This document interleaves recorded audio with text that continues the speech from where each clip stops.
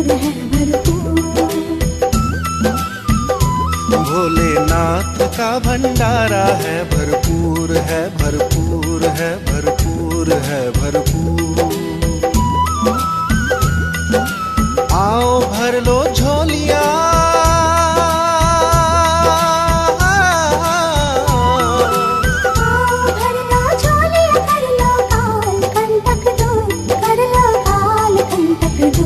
भोलेनाथ का भंडारा है भरपूर है, भरपूर है, भरपूर है, भरपूर।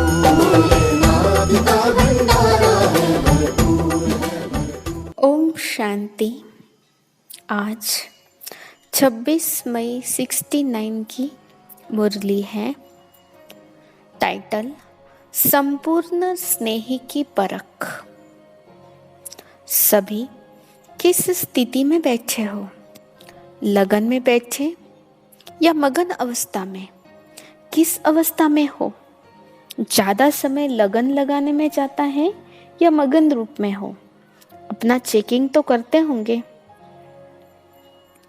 अच्छा, सभी की यही इच्छा है कि हमारे पेपर की रिजल्ट का मालूम पड़े।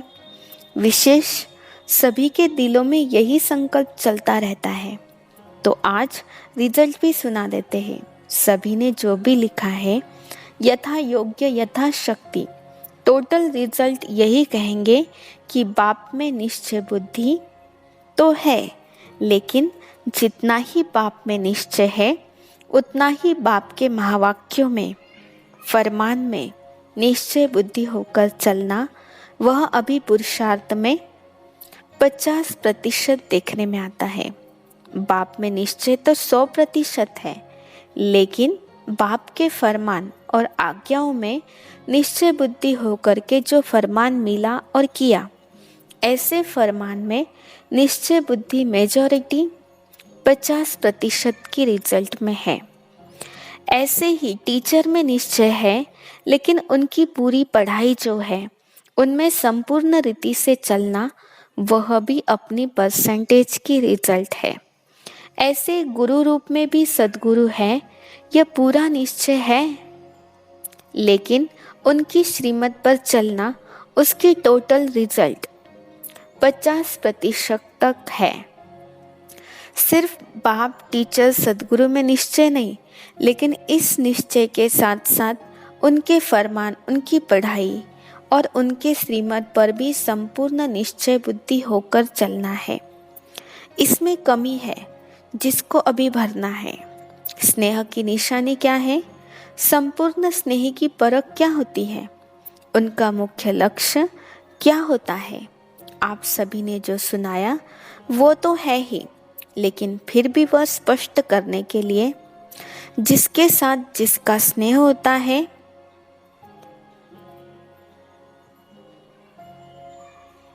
उसके सूरत में उसी स्नेही की सूरत देखने में आती है।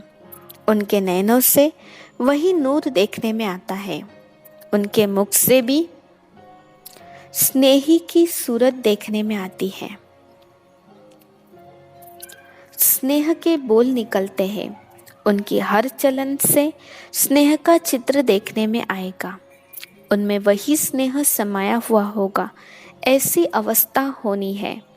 अभी बच्चों और बाप के संस्कारों में फ़र्क है। जब समान हो जाएंगे तो आपके संस्कार देखने में नहीं आएंगे, वही देखने में आएंगे। एक एक में बाप को देखेंगे। आप सभी द्वारा बाप का साक्षात्कार होगा, लेकिन अभी वो कमी है। अपने से पूछना है, ऐसे स्नेही बने हैं? स्नेह लगाना भी सहज है, स्नेही स्वरूप बनना यह है फाइनल स्टेज। तो पेपर की रिजल्ट सुनाई। एक तो एक कमी है, दूसरी बात जो सभी ने लिखा है उसमें सहन शक्ति की जो रिजल्ट है वो बहुत कम है। जितनी सहन शक्ति होगी उतनी सर्विस में सफलता होगी। संगठन में रहने के लिए भी सहन शक्ति चाहिए। फाइनल पेपर में जो विनाश का है उसमें पास होने के लिए भी सहन शक्ति चाहिए। वह सहन शक्ति की रिजल्ट मेजॉरिटी में बहुत कम है, इसलिए उसको बढ़ाओ। सहन शक्ति कैसे आएगी? जितना जितना स्नेही बनेंगे, जितना जिसके प्रति स्नेह होता है, तो उस स्नेह में शक्ति आ जाती है। स्नेह में सहन शक्ति कैसे आती है? कभी अनुभव किया है? जैसे देखो, कोई बच्चे की माँ है, बच्चे पर आपदा आती है, माँ का स्नेह है तो स्नेह के कारण उसमें सहन शक्ति आ जाती है। बच्चे के लिए वो सब कुछ सहन करने के लिए तैयार हो जाती है। उस समय स्नेह में कुछ भी अपने तन का व परिस्थितियों का कुछ फिक्र नहीं रहता है। तो ऐसे ही अगर निरंतर स्नेह रहे तो उसे स्नेही प्रति सहन करना कोई बड़ी बात नहीं है। स्नेह कम है इसलिए सहन शक्ति की कमी है। यह भी आप सभी के पेपर की रिजल्ट। अब 1 मास के बाद रिजल्ट देखेंगे, वहाँ 3-3 मास बाद पेपर आता है। यहाँ 1 मास बाद इसी रिजल्ट को देखेंगे कि स्नेही रूप कितना बने हैं। मुख्य है निर्भयता का गुण, जो पेपर में नहीं दिया था क्योंकि उसकी बहुत कमी है।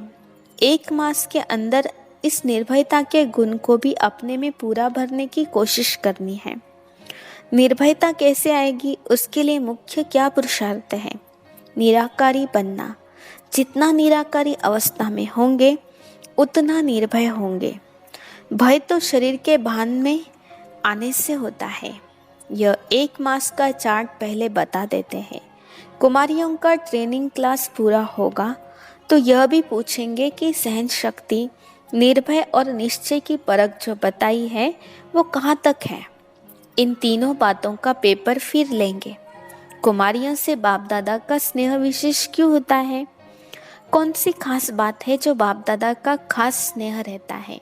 क्योंकि बाप दादा समझते हैं अगर इन्हों को ईश्वरीय स्नेह नहीं मिलेगा तो और किसी स्नेह में लटक जाएंगी।